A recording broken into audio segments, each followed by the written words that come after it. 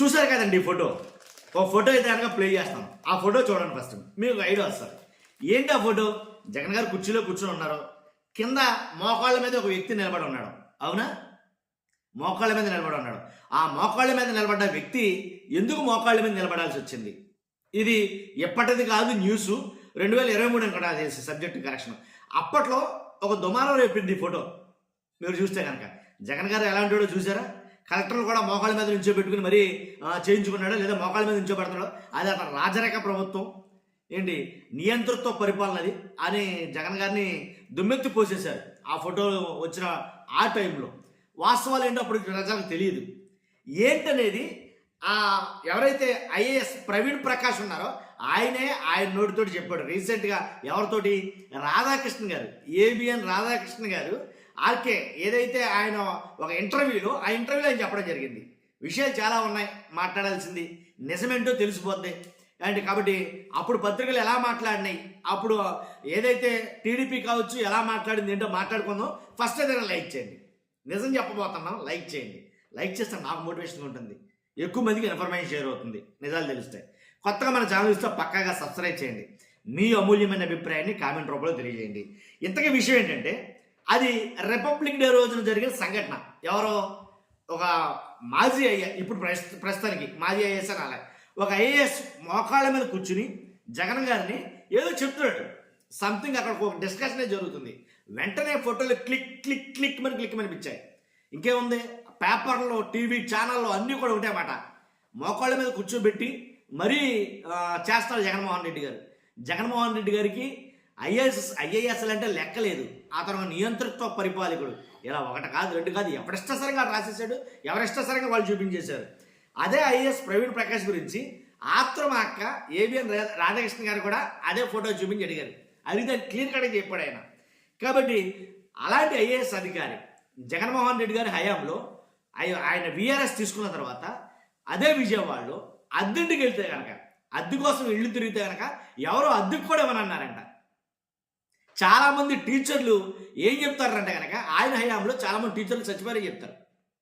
అంతేకాదు, ఏదైతే వైఎస్ఆర్ కాంగ్రెస్ పార్టీ సచివాలయాలకి అప్పుడు పార్టీ రంగు ఏదైతే సచివాలయాలకు వేసేసారో దాని నిమిత్తం 3,500 కోట్ల రూపాయలు ఏంటి నాశనం చేసేశారు ప్రభుత్వ ఖజానాలో. కాబట్టి అది కోర్టుకైతే కోర్టు కూడా తిట్టి వీళ్ళ రంగులు మార్చమని చెప్పడం జరిగింది. మీకు గుర్తుండదు చాలా వాటికి, పంచాయతీలకి పార్టీ రంగులు వేశారన్న విషయం. కాబట్టి ఇవన్నీ కూడా ఎవరి హయాంలో జరిగినాయంటే కనుక ఐఏఎస్ ప్రవీణ్ ప్రకాష్ గారి హయాంలో. అయితే ఆయన కొన్ని నిజాలు చెప్పుకొచ్చాడు, ఎవరు అవునన్నా కాదన్నా కానీ.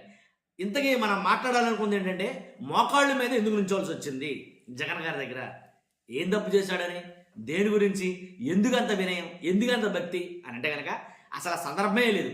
ఆయన ఉద్దేశంలో మోకాళ్ళ మీద ఎందుకు నుంచోవాల్సిందంటే, ఆల్రెడీ జగన్ గారు కూర్చుండిపోయారు. మీరు అబ్జర్వ్ చేశారు లేదు ఈ ఫోటోలో? జగన్ గారు కూర్చుందే ఏదైతే ఇద్దరు ముగ్గురు కూర్చునే ఆ సీట్ తర్వాత ఒక చైర్లో కూర్చున్నారో, ఇంకా ఈ పక్కన ప్లేస్ లేదు, ఆ పక్కన ప్లేస్ లేదు, ఈ పక్కన కుర్చీలో కూర్చోవడానికి మాజీ కలెక్టర్ గారు కూర్చోవడానికి, ఆ సిఎస్ గారు ఈ కూర్చోవడానికి ప్లేస్ లేకపోతే పైగా ఆయన నోటని చెప్పనమాట. ఆయన స్నానం చేసి రాలేదంట ఆయన, ఎవరో కలెక్టర్ గారు.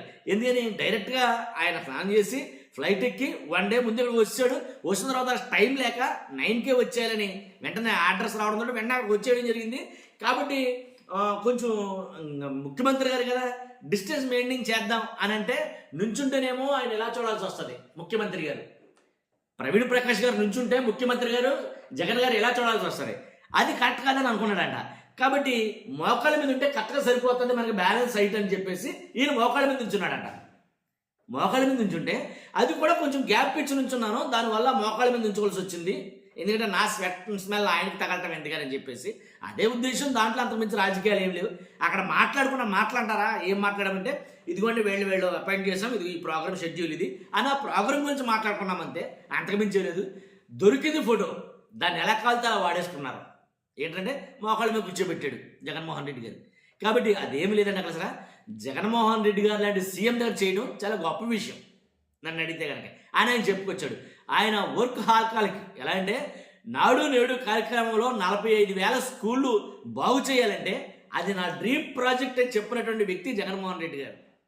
కాబట్టి పేద పిల్లలకి ఏంటి అన్ని వసతులతో కూడిన ఏదైతే ఒక డ్రీమ్ ప్రాజెక్ట్ లాంటి నాడు నేడు అలాంటి ప్రాజెక్టులు కానీ, అలాగే ఈ రంగుల విషయం ఏదైతే పంచాయతీల రంగుల విషయం ఏదైతే ప్రాపకండ జరిగిందో 3,500 కోట్ల రూపాయలు పంచాయతీలకి పార్టీ రంగులు వేసేసారు, కోర్టు తిడితే మరలా రంగులు మార్చారు, మళ్ళీ 3,500 కోట్లు ఖర్చు పెట్టారు, ఇలా ఎవరు నోటుకు వచ్చినట్టు వాళ్ళు మాట్లాడారు, అది తప్పు, ఇదే నిజం అని ఐఏఎస్ ప్రవీణ్ ప్రకాష్ గారు ఏబిఎన్ రాధాకృష్ణ గారు ఎదురుగా నిజం చెప్పడం జరిగింది.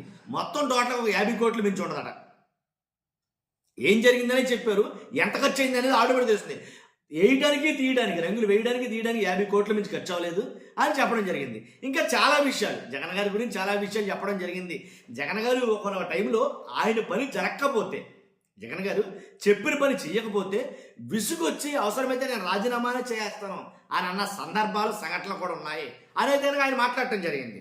అంతేకాదు ఏదైతే ఎల్వీని ట్రాన్స్ఫర్ చేయడం, ఏదైతే ఇంకొక అధికారి ఎల్వీ ట్రాన్స్ఫర్ ఏదైతే జరిగిందో అది కావాలని జగన్మోహన్ రెడ్డి గారు చేయించారు అది అన్నారు, కానీ అదేం కాదు, అది కూడా వర్క్ విభాగంలోనే జరిగింది అని అయితే మాట్లాడడం జరిగింది. కాబట్టి ఇలా ఒకటి కాదు రెండు కాదండి, ఆయన జరిపినటువంటి ఆర్బీకేలు ఏదైతే రైతు భరోసా కేంద్రాలు, ఇలా కొన్ని సంస్కరణలు లాంటి కొన్ని పథకాలు అయితే తీసుకురావడం జరిగింది. అవన్నీ కూడా జగన్మోహన్ రెడ్డి గారు ఖచ్చితంగా జరగాలి, చెయ్యాలని చెప్పారు. కాబట్టి ఇలాంటి వాటిలో కొంచెం నేను స్ట్రిక్ట్గా ఉన్నాను అన్నమాట. వాస్తవమే, నేను స్ట్రిక్ట్గా ఉండడం వల్ల చాలామందికి అది నచ్చలేదు అని అయితే ఆయన చెప్పుకొచ్చాడు. కాబట్టి అంటే దీని వెనకాల ఎంత జరిగిందండి రాజకీయం. అంటే మోకాళ్ళ మీద నుంచున్నంత మాత్రాన జగన్మోహన్ రెడ్డి మొండోడు లేదా మంచోడు కాదు, క్రూరుడు, నియంతృత్వ పరిపాలన ఇవన్నీ కరెక్ట్ కాదు, కానీ ఆయన మోకాళ్ళ మీద ఉండడానికి కారణం ఇదిరా బాబు అని చెప్పి దండబెట్టి మరీ చెప్పాడు. అంతకుముందే ఏవి రాశారంటే నిజంగానో భయంకరంగా రాసేసిన ఈ పేపర్లో. అలాగే వీళ్ళు కూడా చాలా దారుణంగా రాసేసారు. జరిగిందైతే అది చూస్తున్న మీరు అంతా కూడా మీ అభిప్రాయం కామెంట్ రూపంలో తెలియజేయండి. Thank you.